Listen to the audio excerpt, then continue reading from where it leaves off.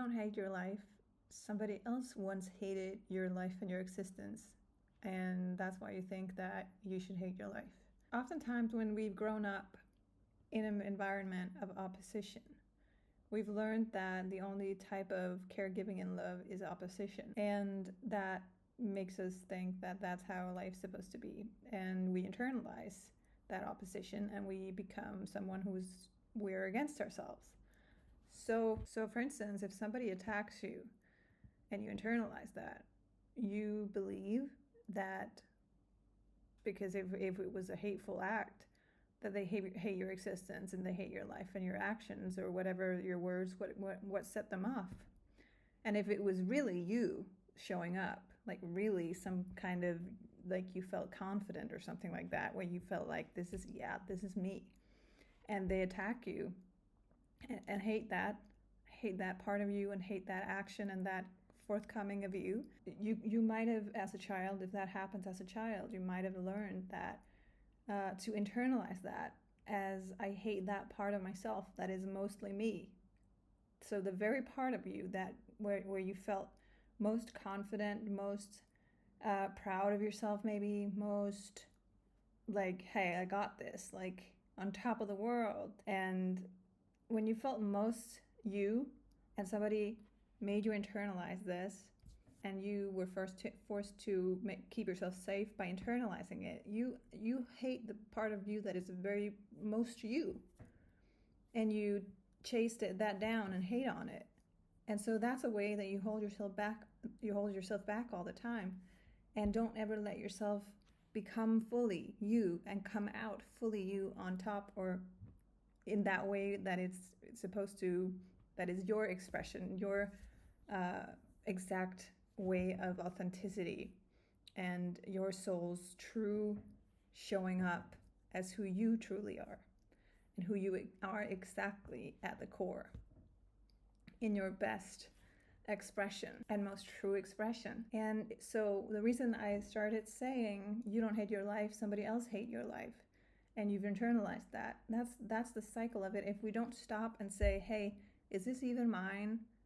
Is this even mine? Because if you live a life constantly in that loop, I'm coming out fully as me. No, I'm not. I'm chasing myself back in. If I do that all the time, and I've been doing that all the time most of my life, it's most likely that one will end up in a life that they hate. That's what I did.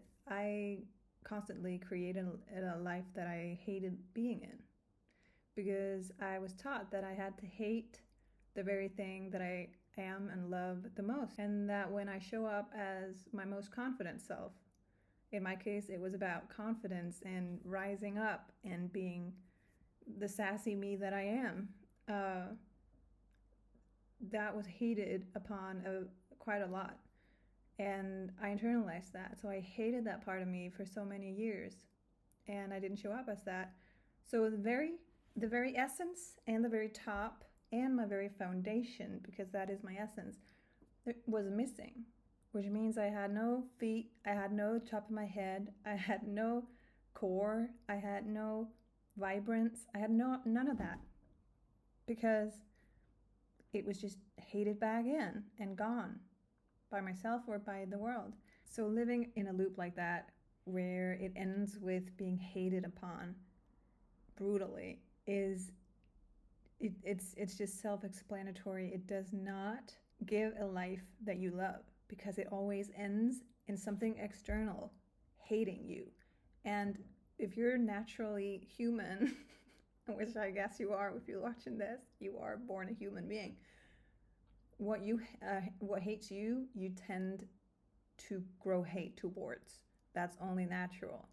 But until, of course, you find out you're an alchemist and you're here to learn to not hate what hates you and all of that, which might be why you might be having these experiences in life that I'm talking about, if you have that. So the solution is to creating a life that you love is for something to love you in the end.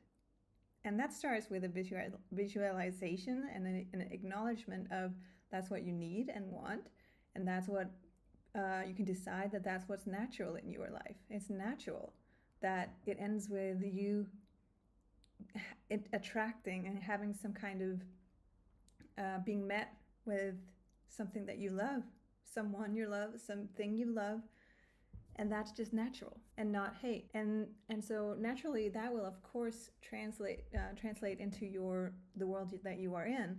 So you will transition into a world where everything that's around you, if not everything, then maybe 90%, 95% are things that you love being in, which means moving to the part of the world where you want to live and where you want to settle down, and where it means that you put things in your home or your room that is something that, if it were to come closer to you, it comes closer to you with love and something that you embrace and want to embrace because you chose it.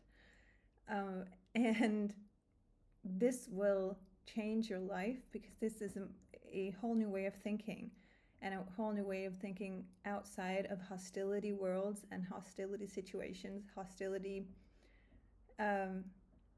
dynamics of revenge and constant attacks and all of that shit that just breaks us, that you cannot, it's impossible to thrive in unless you do it for short periods of time, because you have somewhere better to go. Then you can say like, hey, I'm gonna be bigger than this, I'm gonna train this as it's changing, but it's not a place to stay.